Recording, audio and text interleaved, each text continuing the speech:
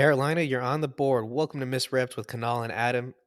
We got Carolina trading with the Bears for the first overall pick in exchange for pick number 9, pick number 61, a first round pick in 2024, a second round pick in 2025, and DJ Moore. Adam, did you see this coming? I didn't see any of this coming, my man. I can't see. I can't see. Shit, Uh, dude, this is fucking wild, right? it's really wild. Chicago, or excuse me, we have to just give credit where credit is due. Ryan Poles, the GM in Chicago, he literally said, "Look, we got to win some games. This past season, terrible. Justin Fields, no weapons at all. How many picks do we have? Not enough for this team because we need all the picks we can get." And so here we are. We got him a wide receiver one, DJ Moore. And I think if I still remember correctly, the Panthers still have a second round pick at 39 overall. That's thanks to the Christian McCaffrey trade. So Panthers still got enough picks, but man, Justin Fields finally has a receiver though. Dude, we all remember DJ Moore at the end of last season or towards the trade deadline. He was like, "Please trade me. I'm so unhappy." You were worried about that man's mental health cuz that he sounded like he was trapped. I couldn't be happier more for DJ Moore. I feel like in your opinion who came out and won this trade? I think if anything, Chicago. Well, here's the thing: Chicago didn't really need the number one overall pick because, in a sense, and basically, they have a quarterback. They don't need another quarterback. You have a lot of teams fighting for it, and a lot of people were mocking them to actually trade it at some point. We just didn't know it was going to happen today on this good old fashioned Friday in March. I think it's what March 10th as a recording, but I think both sides are winners because each side they win whatever they could get. I mean, Panthers had to pay a heavy amount, so it's basically whoever they go and get at quarterback It has to needs be to their make guy. up. Yeah, it has to be their guy Like basically. they But they got they got Frank Reich in. Frank Reich is, I mean, we can poke holes at his time at Indianapolis, but like when he was quarterbacks coach over or offensive coordinator, one of the two over at Philadelphia, he made Carson Wentz look like an MVP. he So did. the man knows how to work with a quarterback. He just didn't get that stability while he's at Indianapolis. And the Panthers organization, they were like, "All right, we got you. Like, you're coming in." He doesn't have the reputation that Urban Meyer does, so we're giving Yeah, you we're giving you your pick at the quarterback. every coach that is not even a head coach like has a better repertoire than Urban Urban Meyer. Meyer right now because I don't know. we don't talk about that man anymore. His name should just be banned. But at Yeah, the very this least, that front staff and the Panthers is very QB friendly. Besides Frank Reich, they also have Josh McCown at I think it's the passing game coordinator, if not the QB's coach, as well as Jim Caldwell over there as well as an executive. I think it's executive assistant. Is that correct? senior assistant, something like Senior that. Yeah. assistant. Okay, the whole assistant. But basically, they're especially with Josh McCown over there, they're going to help whoever comes into that organization. And with the number one overall pick, I think we can all just say they're going to pick Bryce Young at this point. Yeah, I think that's kind of what they're leaning towards. But some were actually say, like I was just on Twitter looking around, Field or not Field Yates. Dan Orlovsky is like Anthony Richardson, maybe Cam Newton 2.0. He's got all the physical attributes, and I mean, Anthony Richardson has been going up the board a lot because honestly, I think he was either like a very late first round pick, if not like somewhere in the second. But after his, pretty much his combine that at least showed his physicality, he pretty much jumped all the way up to seeing most mocks, and most of them have him going to the Colts, which is kind of weird because a lot of people have been pointing to Will Levis for the Colts, but as the days go on, combines and all that happens, the comparisons are going to start to come out. The media is going to be the media, and I don't know where Anthony Richardson's going to go. It could be within the top five, could be somewhere within the top 10, but at the end of the day, I mean, we can at least say a lot of QBs are about to go off the board in those I'll say the first four picks. yeah. Well, let's now that this trade has happened, it was inevitable. A lot of people were predicting that Panthers would trade with either the Cardinals or us because we're two teams that don't really need a quarterback, to go up, so we don't need that high of a pick, kind of a thing. Hmm. But they go up all the way to number one. How do you think this shakes up a lot of people's mock drafts moving forward? Well, we know one team that's gonna probably be pissed as hell. That's the Houston Texans. Dude, they couldn't even tank right. They couldn't take right. I They mean, screwed themselves. that's the whole thing with like the end of the year shenanigans. At the end of the day, I'm not too everyone's basically divisive on what they should have done. Should they just lost everything and just be stuck at number one? But I mean, in the case of right now, they would love to be at number one because everyone was pointing Bryce Young to the Houston Texans, but everyone knew that the Chicago Bears were going to eventually trade. I don't know who they would have took at number one overall because you have to also understand that whoever you get at number one overall, you got to pay them a pretty penny. Their rookie contract is going to be higher than two through the rest 2 through 32, but man, you got number one overall pick with the Panthers. They're taking Bryce Young. That's unless they do C.J. Stroud, but I think Bryce Young will go to them, and then Houston Texans with C.J. Stroud. The Cardinals are at 3, and Colts are at 4. So right now, I think we were just talking about this before we got on. You were saying that the Cardinals basically have the number one overall pick if you're not going for a QB. Yeah, I mean, like, it's kind of the trend now, right? Where people are like, those top picks are going like top, not just top overall, top few picks will go to a QB. And if you're coming at it from a perspective of a team that doesn't need a quarterback, Cards have Kyler, we have Geno, and now that Geno's locked up for the next few years, we're essentially, picking with our or Cardinals will be picking with their first choice overall because the guys that they want aren't going to be taken above them, and then we're picking basically second overall. And, that's a nice position to be in, ain't it? Yeah, top five out of the top five picks, you got three teams are about to go QB. That would be the Panthers, the Texans, and the Colts, and then of course the Cardinals and us. So I think we all know that the Cardinals are going to definitely go after Will Anderson Jr., especially after J.J. Watt retired. I think that's just lock that in the books unless they just do something totally weird, whether it's trading out or otherwise. Wouldn't say that's totally weird for the Cardinals because they could always use more picks. I think any team would love more picks if you feel like you have a good front seven or whatever, if you have a good solid team. But I think for both the Cardinals and the Seahawks, we need pieces. Yeah. So right now we got a lot of mocks now. Like they pretty much just switched up with that news. That's pretty much now pointing us towards Jalen Carter, which we did discuss. Funnily enough, because this isn't a podcast episode, for all you everyone out there watching this video for the first time, hi, I'm Adam. That's Kanal. That's Kanal over there. We actually have we have the Misreps podcast. So we come out once a week, every Wednesday with that. There'll be a video episode up on this YouTube channel as well as Spotify, Apple, Google, and any other platform. So there you go. It's really cool. Kind of had to do a segue to our own sponsor, which is us. Eventually, it'll be like, Manscaped instead of we won't have to promote ourselves. Basically. But yeah, man, I'm still unsure if the Colts will actually go for Anthony Richardson, but at the end of the day, I'm very excited to get, if possible, Jalen Carter if no other issues come up with him. Yeah, because I mean, basically, like I said, second overall pick. We'll have our pick of the litter. After Will Anderson, because I'm assuming, like you, I think Cardinals will take him. That guy is just kind of like an absolute freak of nature. But Bears moved down to number 9.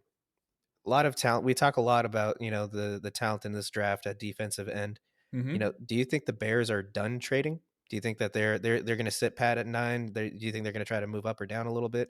I After all the picks that they got, which again, 2 first rounders, 2 second rounders, and a player, I think they're actually just going to make the pick right there.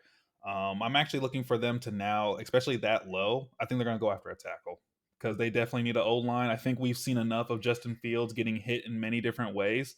I am surprised. He's very tough, by the way, Justin Fields. He I'm surprised. he Have you took a seen the beating. many? Yeah, have you seen the many ways? Like, I need someone to like go out there right now and make a highlight of just like how Justin Fields got sacked because there was even instances where like he had two different like defenders like tackle him from both sides at once. Yeah, Got he's gotten sandwiched. sandwiched. He's gotten like clipped. It's just completely unreal. That man needs to be protected. But Bears, I think in my opinion, like they kind of hit a home run with this because Hmm. with the prospect of having the number 1 overall pick, obviously the world is your oyster, but it's what you make of it, right?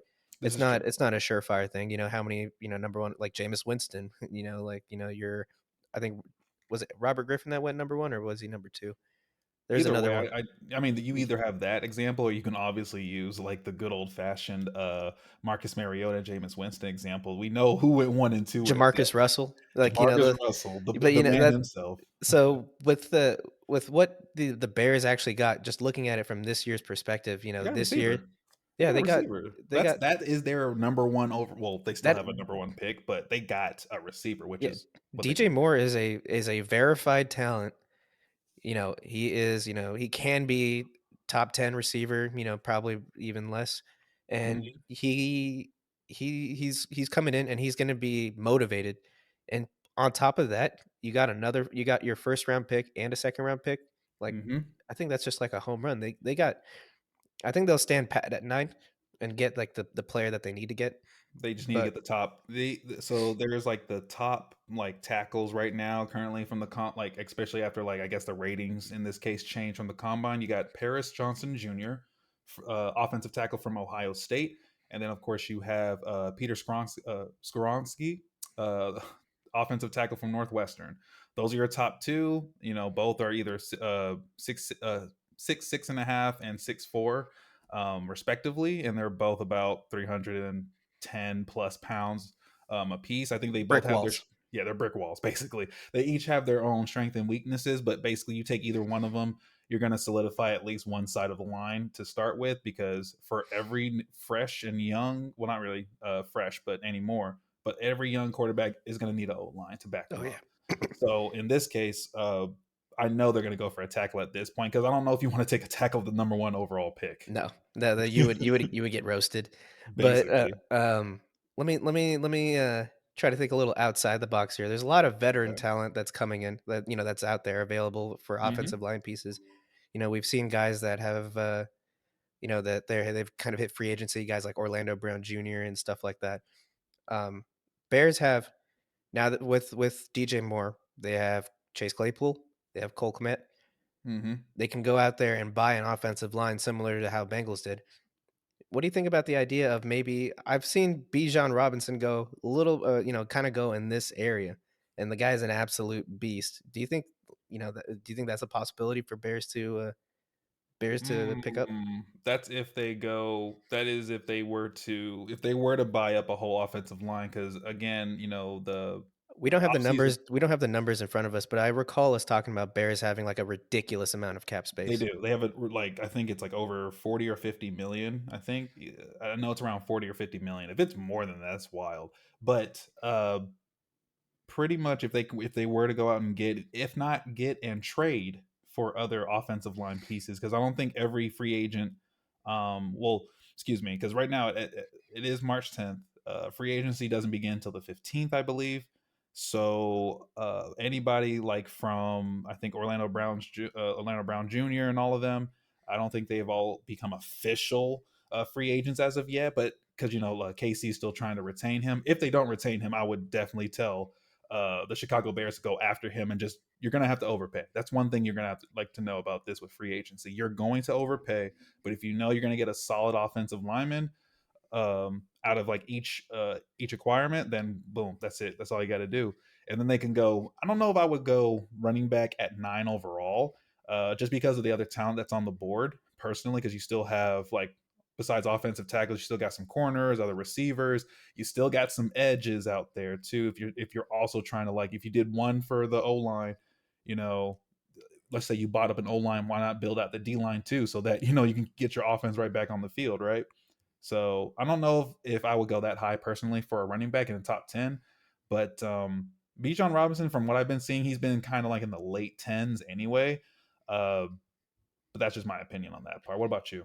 Yeah, I mean, I think I'm from the perspective of Justin Fields. Hmm. You have a lot of the talent available out there for you to go get. We just saw like Titans cut two starters from their offensive line and Taylor Lewan and can't remember their center's name. Hmm. So there is pieces out there that you can get.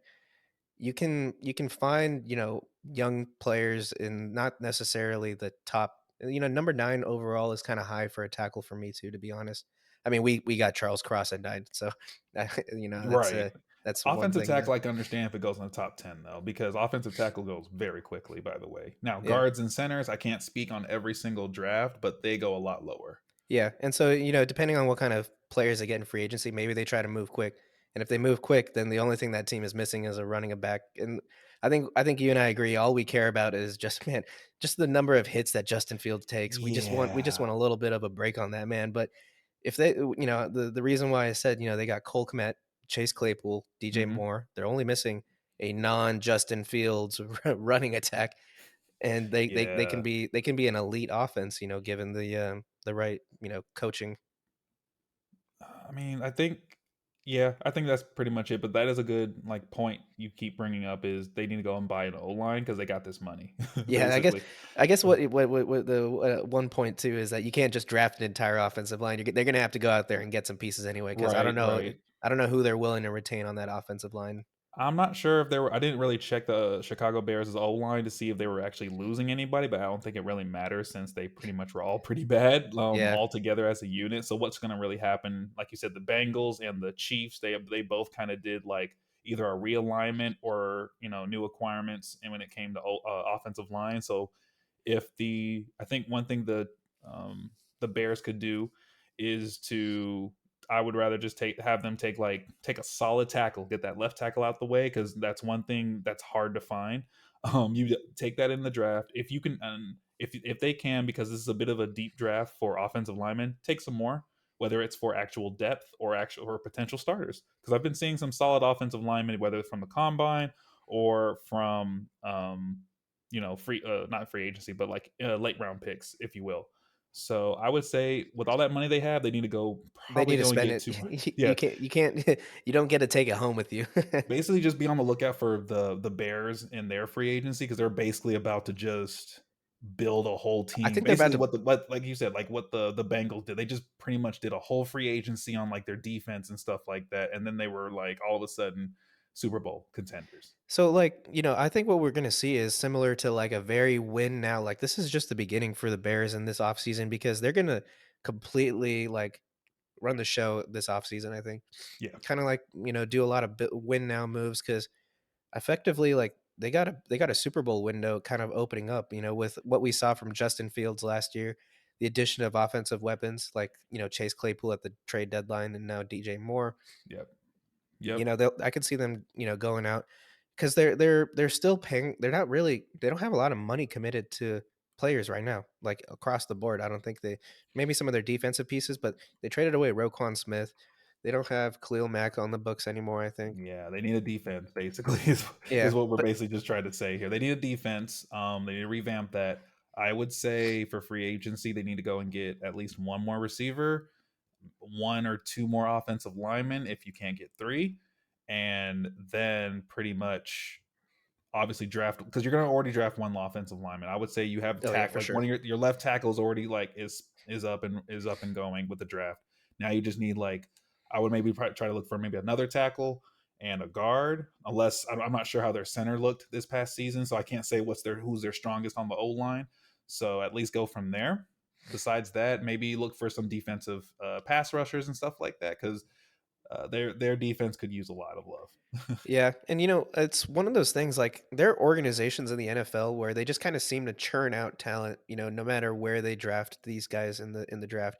It's Hmm. like it's part of their blood, right? Like, guys that Ravens draft, they always seem to be like, these diamond in the roughs that they come through on their defense.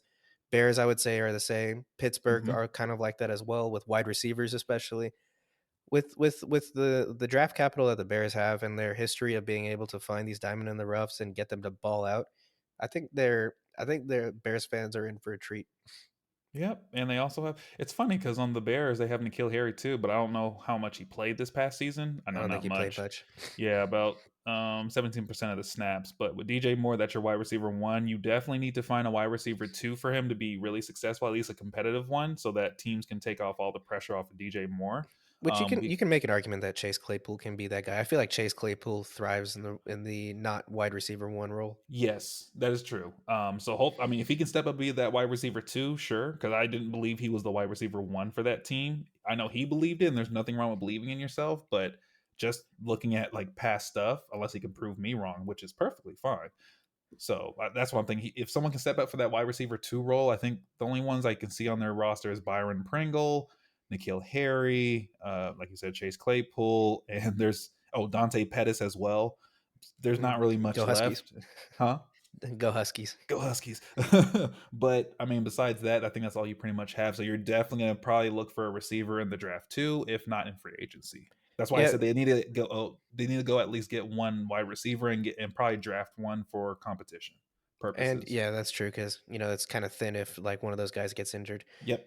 Justin Fields, I feel like has the same kind of profile as Jalen Hurts in terms of like athletic ability and ability to make throws down the field and stuff like that. Hmm. So if they go out there and at the very least get him an offensive line, buy him an offensive line.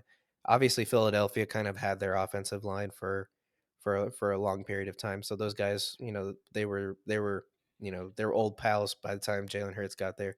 Hmm. But it'll be some growing pains a little bit. But I think if Bears go out there and get themselves an entire offensive line, they have the opportunity of being like one of the better offenses in the NFL. Nothing wrong with that. So, I mean, my only question left is just what will the Seahawks do? They're at five, but then also with the change to five, we already said that we're basically going to go and get Jalen Carter, Yep. unless they still go after Tyree Wilson, which there's nothing wrong with that at all. I still wouldn't be surprised if instead of Jalen Carter, they're like, we don't know whether it's character issues, because of like the recent stuff. Even if he was, he did get out of that one issue, the crime that was committed basically with the racing and stuff, and two people died. But let's just say they don't go with Jalen Carter. I think Tyree Wilson's still a good option to have, or we could. There might be more incentive to move down, but again, I think with us needing like the menaces on the Y- D line and stuff Yeah. like that, we're definitely gonna probably go after Like either I wouldn't Jalen be Carter or surprised if Tyree we go Wilson. like I wouldn't be surprised if we use both of our first round picks on our front seven. That I would not be opposed to that. I mean, I want a guard in the center, and if we can get we can maybe get the maybe we can get John Jingle John Jacob Jingleheimer Schmidt from Yeah. Minnesota at like the top of the second round. Yes. But Yeah, with two, I think we can wait till the second round to go get at least one of our second rounds could go to another offensive lineman. I think we can go later. for a guard, I Um think so too. yeah, for guard. And there's even other tackles that can actually even be turned into guards. I've seen a lot of oh my gosh. And a lot of future like recruits, like one of them is actually I think yeah, I think the one we're talking about, by the way, for Minnesota is John Michael Schmitz, Yeah.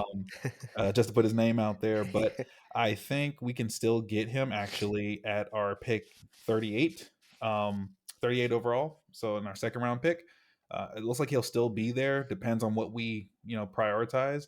But we could go that route. At some point, there's enough offensive linemen to basically put more depth and add more to potential starters on the O line. There's still a lot of that out there. Yeah. I Pick think the 20, I think we're gonna I would like for us to go to Miles Murphy, the edge from Clemson. If we really had to go defense again, let's just say we just go double the defense.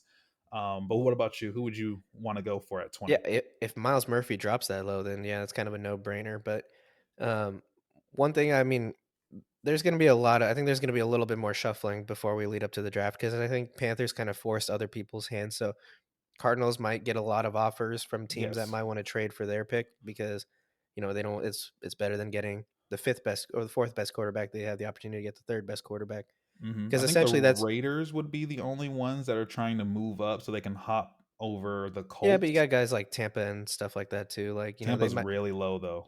they, Yeah, they they'd have to offer a big package, but I don't think they're going to go that far personally. I think yeah, they're going to either find a vet quarterback just to hold, to tow it down for a little bit for at least one season. yeah, Unless they trade. That's up yeah. in the air too. Because I'm seeing a lot of stuff where people are saying Bijan Robinson's going to go to him, go to by him. That's funny, but go to the Bucks. So He is him. he is him, so that he's going to them. But I'm not sure because they have to go. They have to trade it from 19, by the way. So that's going to be a lot just to go from there to number three overall. Yeah, and so from just from the perspective of the reason why I say that there's going to be a lot more moving around, um, I'm not gonna try to get myself attached to any players yet, but, we got Brandon Jordan coming in. He's kind of renowned pass rush specialist. Mhm. Worked with guys I think, Adam, you have the full list, but, he's worked with guys like Von Miller, TJ Watt, Jadeveon Clowney, that's enough for you to know what he's all about. He's Chandler Jones and Cameron Hayward. I think everyone should know all of these names we Yeah, listed these here. are these are some, common household names on other teams, and now I want a common household name on my team. So, But why you know not 2 yeah, why with 2 not 2? picks? So my point is that, with there's a lot of freak talent, at the top of the draft, and, with our first pick, we should go out there and get a freak talent, but we shouldn't lose sight of the fact that there is a scheme that they need to fit into. Mhm. We can't get a 4-3 DE and defensive end and expect them to stand up behind the line of scrimmage kind of thing, Yeah. that kind of thing. So once that philosophy is in there, I think then, whoever the Seahawks end up picking, with essentially the number 2 overall pick, I'm pretty confident it's gonna be someone that A, fits into the system, and B, is a freak of nature. Yeah, because Jalen. I mean, in the case of Jalen Carter, if I had to put like my hat, my Fast hat as into the hell. ring for that, yeah, he's fast as hell for one. But then two, you can either put him at like the 2 eye, or you can put him as a nose tackle, whichever one. He will be a force to be reckoned with. Like he'll need the double teams. Yeah. Most of the for a 3-4 scheme, your nose tackle may not necessarily be like the one to do everything, but if he can at least fill up those gaps Oh, to the yeah. point where like the ball can't go into the A gap or even maybe even bounce him out to the B gap to get tackled, so be it. But Jalen Carter is going to be like a force to be reckoned with on that D line. On that D line, if he was at nose, or even if he was like on the shoulder of a guard or something like that, depending on like the scheme that we run. Um, for all edges, pretty much from what I can see, will fit into that 3-4. From maybe not, I'm not going to say it's a perfect fit, but like most of the edges I've been seeing will fit into the 3-4 system for us. So that's why I'm saying we have the edge class is really is vast and wide. We can probably pick anyone, almost anyone at 20. If we just double down the front seven, I'm perfectly fine with that. With those first 2 picks, basically, if you gave 2 first round picks to defense, perfectly fine. And then second round and onward, you can do whatever you want to go pick up a receiver. But although I know a lot of places are saying Miles, well, not Miles Murphy, but an edge at 20. I've also been seeing receiver at 20 as well. So what's your thoughts on that, real quick? I I don't think receiver is the play for what we need. We are so we saw how bad we were in the middle of in the trenches, and so if we have that number 20 pick, I think it's number 20, right? Or number 21, whatever 20, it is, 20. 20. Yeah, I would just continue investing in the trenches because Gino's already put a deal in there that is very team friendly. A lot of his contract is bonused. So it gives us a lot of flexibility to or go out for free agents, but it also means Mhm. that, like, he scratched our backs, we should scratch his kind of thing. Get him the guys he needs up there to protect him.